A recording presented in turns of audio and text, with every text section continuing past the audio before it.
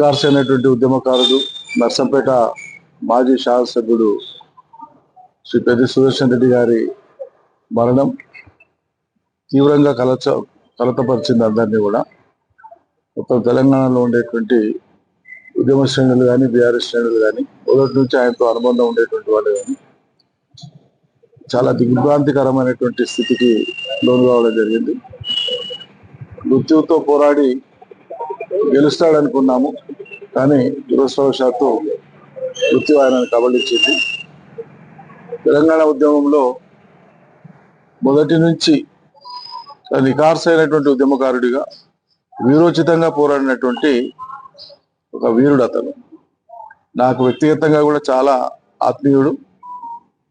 వరంగల్ జిల్లా ఉద్యమంలో, ఉమ్మడి వరంగల్ జిల్లా ఉద్యమంలో తొలినాళ్ల నుంచి కూడా దాదాపు దశాబ్ద కాలం పాటు ఉద్యమానికి మూలస్తంభం లాగా ఒకడే పెద్ద దిక్కై నడిపినాడు ఉద్యమాన్ని. ఎటువంటి ఒత్తిళ్ళైనా, ఎటువంటి విపత్కర పరిస్థితులైనా పార్టీని కానీ నాయకుడిని కానీ వదిలిపెట్టలేదు.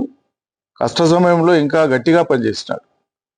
పార్టీ ఆటుపోట్లను ఎదుర్కొన్నప్పుడు చంద్రబాబు నాయుడు, రాజశేఖర రెడ్డి ప్రభుత్వాల కాలంలో పడినటువంటి కుట్రలను ఛేదించి గట్టిగా నిలబడినటువంటి ప్రథమ శ్రేణి నాయకులలో ప్రతి ఒక్కరు. ఎంత తపనతోన, ఎంత ఇష్టపడి ప్రజల పట్ల ఎంత అంకితభావంతో పనిచేసే స్వభావం అంటే, సగటున రాష్ట్రంలో అన్ని నియోజకవర్గాల వారిగా జరిగేటువంటి అభివృద్ధికి తోడు తాను పట్టుబట్టి నర్సంపేట కోసం చాలా జిద్దుబట్టి, ఇక ఆయన అడిగిండు పట్టుబట్టిండు అంటే ఆనాడు ముఖ్యమంత్రి కేసీఆర్ గారు కూడా కాదనలేనటువంటి ఒక ఒత్తిడి తీసుకొచ్చేవాడు. అంత తపన పడేవాడు ప్రజల కోసం. రాష్ట్రంలో ఎక్కడ కూడా ప్రత్యేక జీవో వేయలే. ఒక నర్సంపేట నియోజకవర్గంలోనే ఆయన ముఖ్యమంత్రి గారిని ఆనాడు ఒప్పించి మా వ్యవసాయ శాఖ ద్వారా ఆయన నియోజకవర్గానికి ప్రత్యేకంగా నిధులు కేటాయించి రైతాంగం కోసం ఒక ప్రత్యేక జీవోను తీసుకురావడం జరిగింది. ఆ రోజు కేసీఆర్ గారు చెప్పిన మాటలు నాకు గుర్తున్నాయి. ఇది నిబంధనలను సడలించి అయినా సరే పెద్దకి నువ్వు చేయాలి, నువ్వేం చేస్తావో తెలియదు, నాకు 24 గంటల్లో జీవో ఇష్యూ చేసి చెప్పి నాకు ఆదేశాలు ఇచ్చినారు కేసీఆర్ గారు. అది నేను అమలు చేసి చూపించాను. కేసీఆర్ గారి మాటను అమలు చేయడం బాధ్యతగా. అట్లా పెద్ది సుదర్శన్ రెడ్డి అంతేకాదు, రైతాంగానికి అకాల వర్షాలు వచ్చి రాళ్లవాన పడ్డప్పుడు, ముఖ్యంగా మిర్చి సాగేటువంటి ప్రాంతం నర్సంపేట కానీ, మహబూబాద్ కానీ, అదేవిధంగా డోర్నకల్ కానీ, ఖమ్మం కానీ, మదిర కానీ, ఇటు పక్క పరకాల కానీ, ఈ ప్రాంతాలన్నీ కూడా మిర్చి, కమర్షియల్ మిర్చి చాలా విపరీతంగా వేస్తారు రైతాంగం. 2 సీజన్లలో చాలా పెద్ద ఎత్తున అకాల వర్షాలు వచ్చి రాళ్లవాన పడి మొత్తం నష్టమయ్యింది.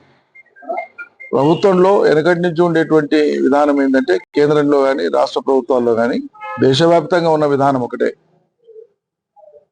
పంట ఎక్కడ నష్టం జరిగినా, ప్రకృతి విపత్తుల వల్ల ఎక్కడ నష్టం జరిగినా పరిహారం ఇచ్చేటువంటి విధానం ఉండదు, లేదు, ఆ విధానమే లేదు. ఎందుకంటే సాధ్యం కాదు కాబట్టి. దానికోసమే దానికి రిహాబిలిటేషన్ కింద, ప్రత్యామ్నాయంగా పునరావాసం కింద, మళ్ళీ పంటకు ప్రత్యామ్నాయంగా సహాయపడేటువంటి సహాయక చర్యలు ఉంటాయి. అది నామమాత్రంగా ఉంటాయి. ఎప్పుడైనా ఏ ప్రభుత్వాల్లోనైనా సరే, తుఫాన్లు వచ్చినా, రాళ్లవాన వచ్చినా, ఇంకో రకమైన ప్రకృతి విపత్తు వచ్చినా, పంటలు నష్టం జరిగినప్పుడు కలిగేటువంటిది ఏదైనా ఇన్సూరెన్స్ ఉంటే కవరేజ్ ఉంటుంది, అది వేరు. కానీ ప్రభుత్వాల పరంగా చేసేటువంటిది మాత్రం కేవలం రిలీఫ్ అండ్ రిహాబిలిటేషన్ మాత్రమే ఉంటుంది. అది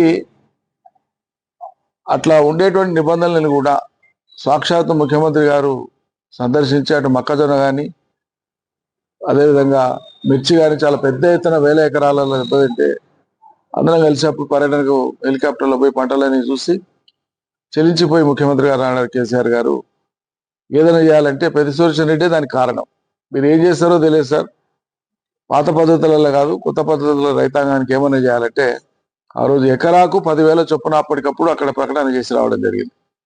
తక్షణం దాన్ని అమలుకు పెట్టడం జరిగింది. అట్లా ప్రజల కోసం పనిచేయాలనేటువంటి తపనలో ఆయన ప్రథమ శ్రేణి నాయకుడు. ప్రథమ శ్రేణిలో ఉండేటువంటి నాయక గణంలో చాలా కీలకమైనటువంటి వ్యక్తి. ఆయనను కోల్పోవడం అనేటువంటిది చాలా చాలా బాధాకరం. ఆయన కుటుంబానికి, ఆయనతో ఉండేటువంటి శ్రేణులకు అందరికీ కూడా నేను ప్రగాఢమైనటువంటి సానుభూతిని సందర్భంగా తెలియజేస్తూ అందరూ గుండె నింపనం చేసుకొని సుదర్శన్ రెడ్డి కలలు కన్నటువంటి తెలంగాణ సాకారమైంది. సుదర్శన్ రెడ్డి కలలు కన్నటువంటి అభివృద్ధి అనేటువంటిది నర్సంపేటలో కానీ పరిసర ప్రాంతాల్లో కానీ అది కొనసాగడం కోసం, ఆయన ఆశయ సాధన కోసం కట్టుబడి ఉండాలి శ్రేణులు అని చెప్పి నేను మనవి చేస్తా ఉన్నాను. జై తెలంగాణ.